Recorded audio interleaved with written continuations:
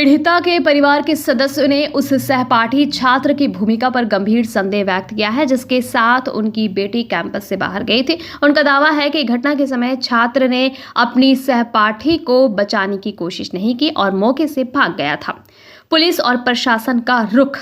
घटना की जानकारी मिलते ही न्यू टाउनशिप थाने की पुलिस अस्पताल पहुंची। हालांकि इस मामले पर पुलिस या मेडिकल कॉलेज प्रशासन के अधिकारियों ने कोई टिप्पणी नहीं की है। पुलिस ने केवल ये बताया कि शिकायत दर्ज कर ली गई है और जांच शुरू कर दी गई है। वो बोलो गुपचुप खाबो चलो देखी সেই দিকে ভুলে ওকে নিয়ে গেছে। কোন দিকে? আপনার গেট কাছে। তো গেট কাছে নিয়ে গেছে।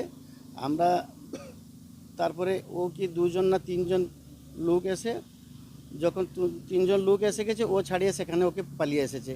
তার মধ্যে একজন ওকে রেপ করেছে আর ওদের মোবাইল ছড়ে নিয়েছে। তারপরে 3000 টাকা দিলে মোবাইল দিও বললো, তার কাছে 200 টাকা ছিল, ও 200 টাকাও ছড়ে নিয়েছে। তারপরে আবার ওই ছেলেটা আবার সেখানে গিয়ে সেখানে 4-5 জন মতো ছিল সেখানে। যখন দেখছে ব্লিডিং হয়ে গেছে তারপরে ওই ছেলে আবার যায় নিয়ে এসেছে। ওইভাবে ঘটনাটা ঘটেছে।